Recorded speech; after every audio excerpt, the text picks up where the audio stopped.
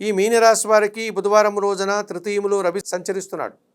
జన సహకారం బాగుంటుంది, తండ్రి సహకారం బాగుంటుంది. పోటీ ప్రపంచంలో నూతన ఉద్యోగాలు కానీ ఉన్న ఉద్యోగంలో పదోన్నతులు కానీ అందుకుంటారు. చతుర్థములో శుక్ర సంచారం వల్ల స్త్రీజన సహకారంతో చాలా కార్యక్రమాలు సునాయాసంగా పూర్తి చేస్తారు. ఈరోజు ముఖ్యంగా కుటుంబంలో శుభ కార్యక్రమాలు నిర్వహిస్తారు, విందు వినోదాల్లో పాల్గొంటారు. షష్టమములో కేతువు సంచరిస్తున్నాడు. వృత్తి, ఉద్యోగ, వ్యాపార, వ్యవసాయ రంగాల్లో నిరాడంబరంగానే విజయాలను, అవకాశాలను, ఆదాయాలని అందుకుంటారు. సప్తమంలో చంద్ర సంచారం వల్ల జన సంబంధాలు పెరుగుతాయి, మనసుకు నచ్చే సంఘటనలు జరుగుతాయి. జీవిత భాగస్వామి విషయంలో సానుకూల వాతావరణం ఉంటుంది. ఆత్మీయులతో కలిసి ఆనందంగా, సంతోషంగా పనిచేస్తారు.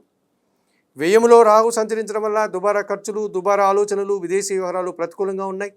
మోసపూరితమైనటువంటి వ్యక్తులతో కలిసి మీరు పనిచేసే సందర్భాల్లో మీరు మోసపోకుండా జాగ్రత్తలు తీసుకోవాల్సిన అవసరం మీకు కనిపిస్తుంది. తెలుపు రంగు వస్త్రధారణ చేయండి. చాముండేశ్వరమ్మ వారి దర్శనం చేసుకోండి. శ్రీ సూక్తం పారాయణం చేయండి.